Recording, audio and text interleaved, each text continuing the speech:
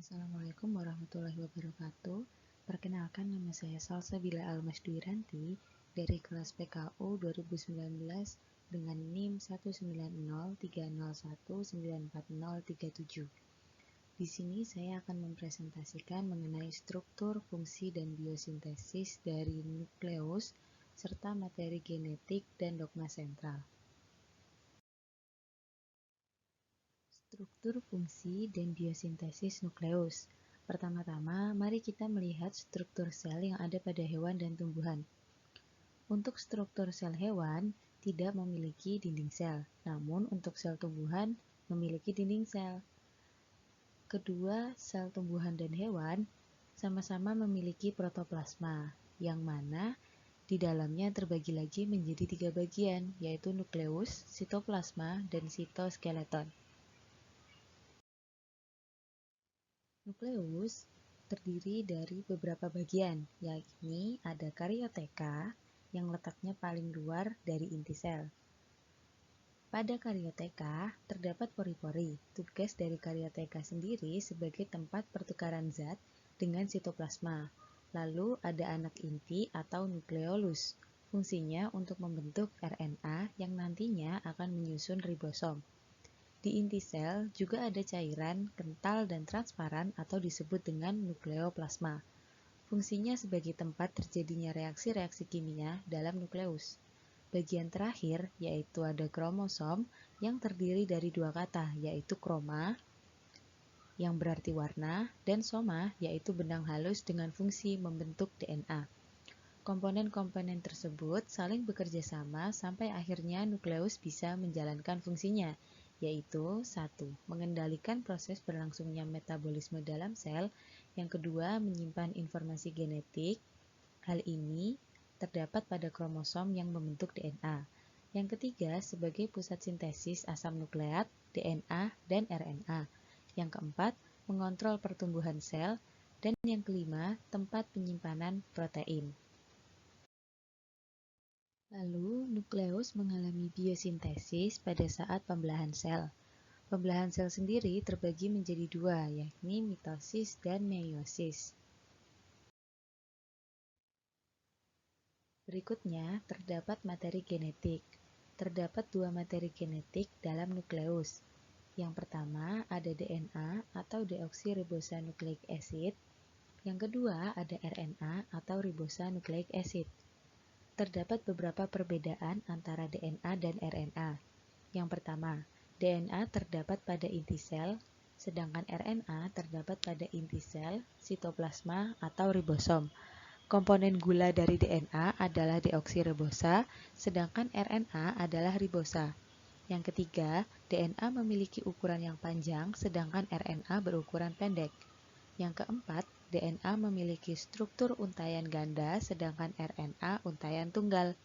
Yang kelima, jenis basa nitrogen dari DNA adalah purin, yaitu adenin dan guanin, gugus fosfat, dan pirimidin, yaitu sitosin dan timin. Sedangkan untuk RNA adalah purin dengan adenin dan guanin, dan pirimidin dengan sitosin dan urasil. Yang keenam, kadar DNA tidak berubah, sedangkan RNA dapat berubah. Yang ketujuh, DNA berfungsi untuk mengendalikan faktor keturunan sintesis protein, sedangkan RNA berfungsi dalam mengendalikan sintesis protein. Ada 3 penyusun dasar molekul DNA dan RNA, yaitu yang pertama, basa nitrogen yang terdiri dari purin dan pirimidin. Yang kedua, gula pentosa yang terdiri dari ribosa dan deoksiribosa. Yang ketiga, fosfat. Yang pertama yaitu basa nitrogen yang terbagi menjadi purin dan pirimidin. Pada purin, basa nitrogennya terbagi menjadi 2, yaitu adenin dan guanin.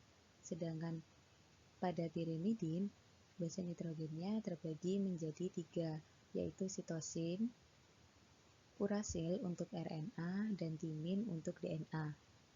Basa nitrogen pada asam nukleat saling berpasangan antara purin dengan pirimidin dan dihubungkan oleh ikatan hidrogen. Berikutnya yaitu gula pentosa. Pada DNA, unit nukleotidanya mengandung 2-deoksi-D-ribosa dalam bentuk beta-furanosa. Sedangkan pada RNA, unit nukleotidanya mengandung D-ribosa dalam bentuk beta-furanosa. Lalu yang ketiga terdapat fosfat.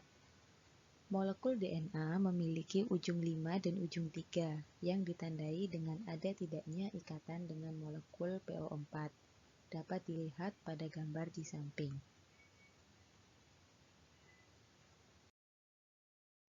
Berikutnya yakni dogma sentral. Memiliki tahapan sebagai berikut. Yang pertama replikasi, yang kedua transkripsi, lalu yang ketiga translasi. Yang pertama yaitu replikasi, merupakan proses penggandaan DNA yang semula ada satu DNA menjadi 2 DNA yang identik. Model replikasi DNA ada 3. Yang pertama semi-konservatif, yang sudah didukung oleh Matthew Meselson dan Franklin Stahl, yang berdasarkan penemuan Watson dan Crick. Kedua untaian molekul induk DNA memisah dan masing-masing menjadi cetakan untuk sintesis untai baru yang komplementer. Lalu yang kedua, model konservatif. Double helix lama tidak memisah dan langsung terbentuk double helix baru.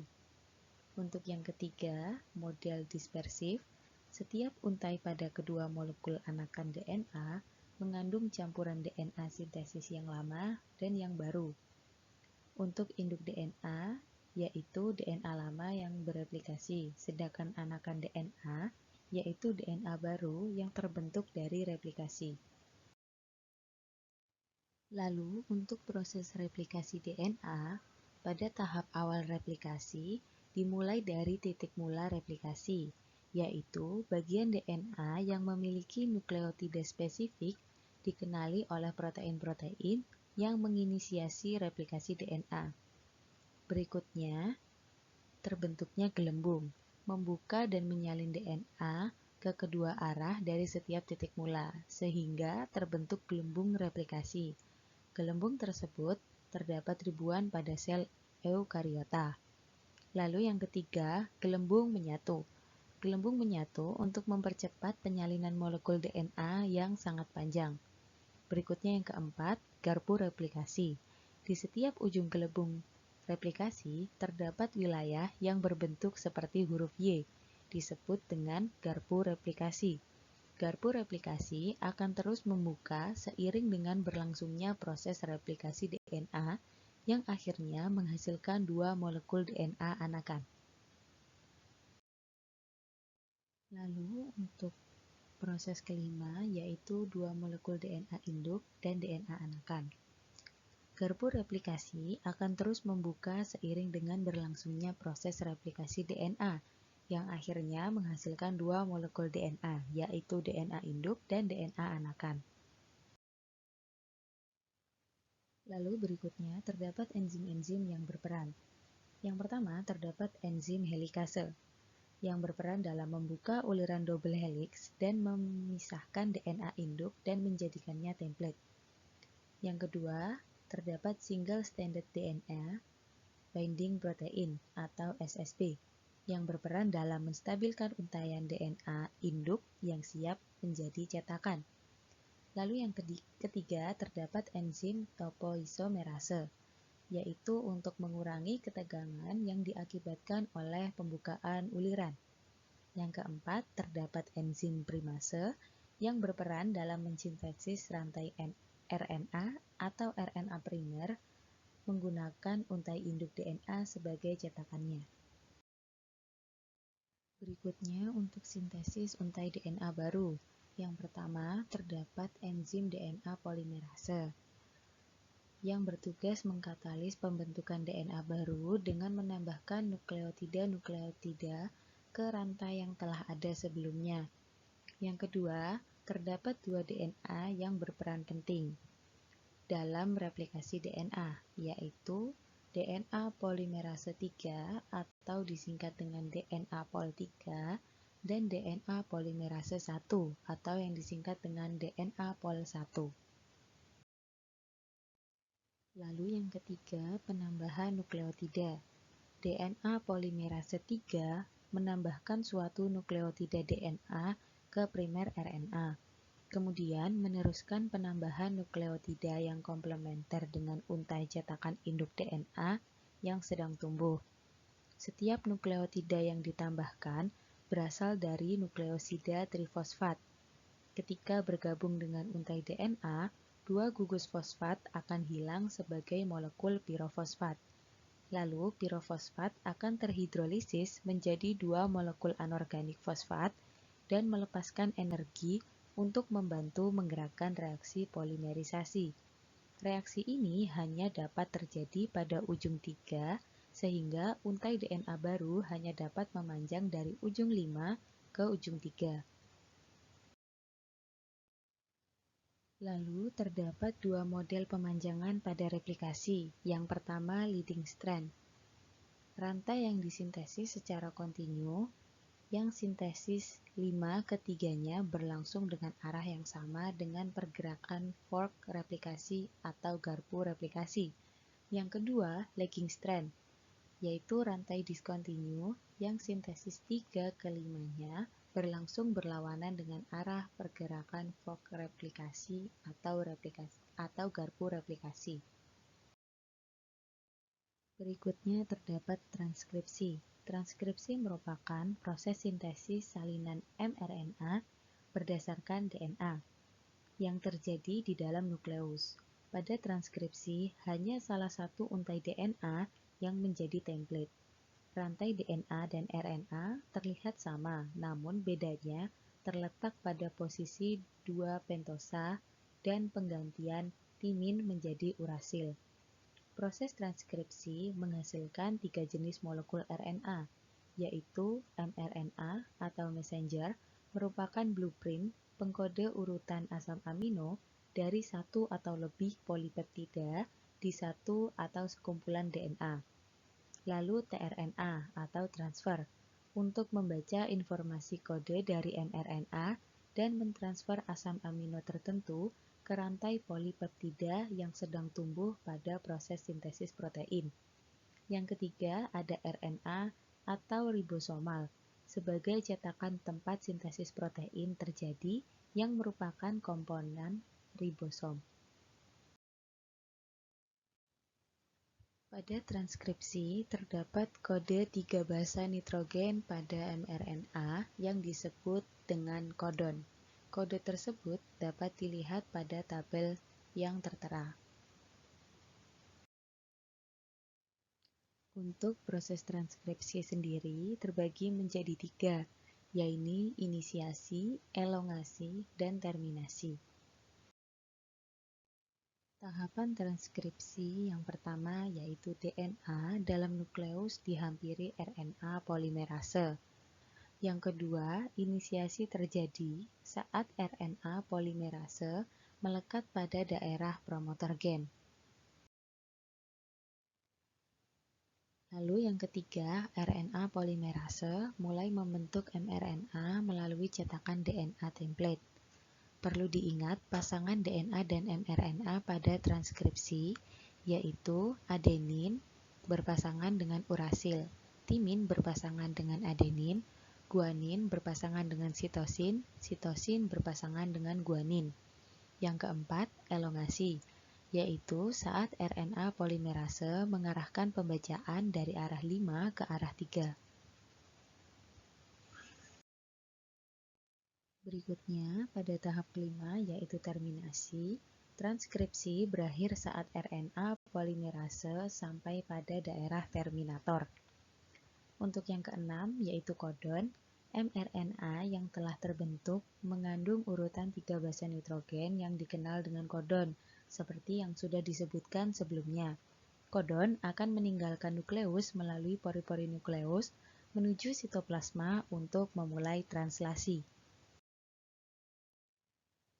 Berikutnya yakni translasi, yaitu proses penerjemahan mRNA menjadi protein.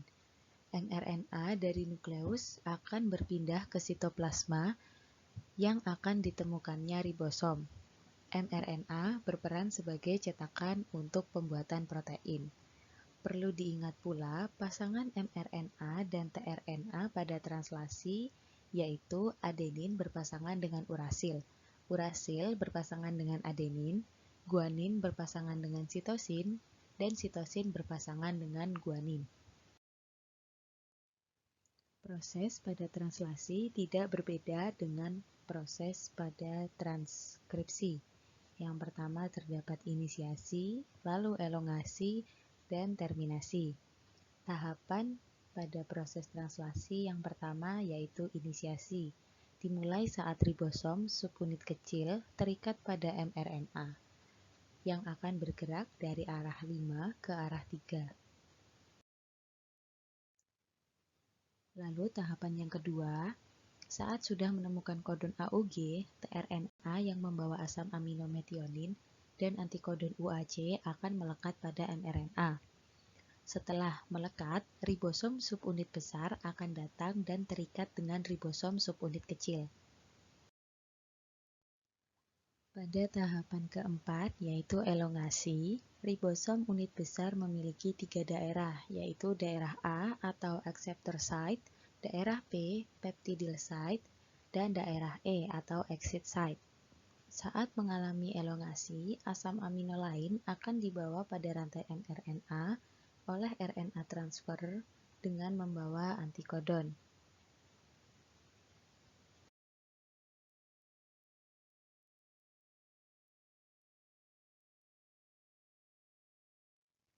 Sebagai tambahan, terdapat tabel triplet kodon.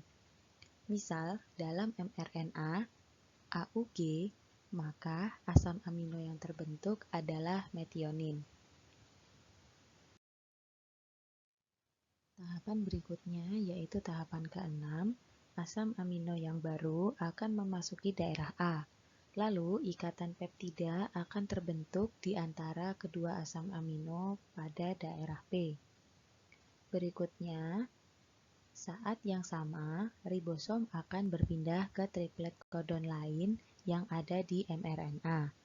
tRNA yang sudah melepas asam amino akan berada di daerah E dan siap untuk keluar.